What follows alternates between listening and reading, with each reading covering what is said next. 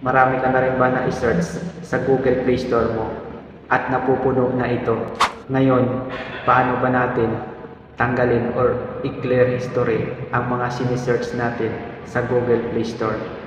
Sa mga hindi pa nakakaalam, pindutin nyo muna ang follow button sa tabi ng aking pangalan para lagi kang updated kapag may bago akong tutorial. Una, kung gusto nyo i-clear history ang mga sinesearch nyo dito sa Google Play Store, ay buksan nyo lang po ang inyong Play Store application. And then kapag nasa Play Store na po tayo, ipapakita ko lang po sa inyo ang aking sinesearch dito sa Google Play Store. Pindutin po natin itong search bar sa taas po ng inyong cellphone. Pindutin po natin. Kung makikita nyo po sa ibaba, ito po yung mga halimbawa na sinesearch ko po dito sa Google Play Store.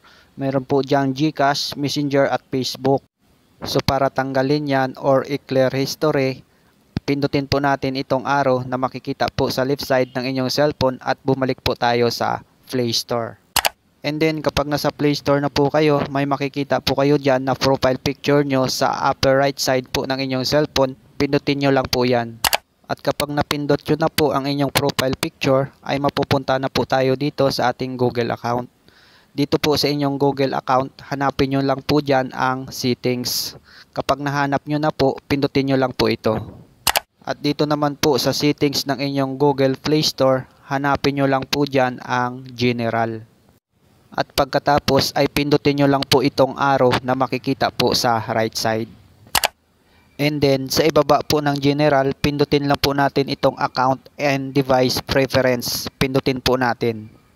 At kapag napindot na po natin ang account and device preference, ang sunod po natin na gagawin ay mag-scroll up. And then hanapin nyo po dyan ang history.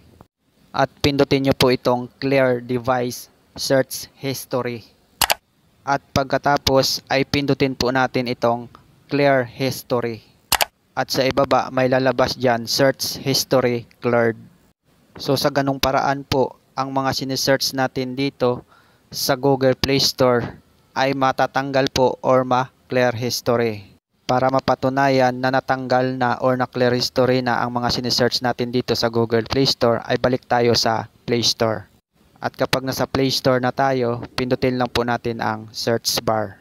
At kung mapapansin nyo, ay natanggal na or na-clear history na ang mga sinesearch natin dito sa Google Play Store. So ganun na po kasimple at kadali kung paano po i-clear history ang mga sinesearch natin dito sa Google Play Store. Kung nagustuhan nyo po ang video, isang like, share at follow po ay masaya na ako at magkita-kita po tayo in my next video.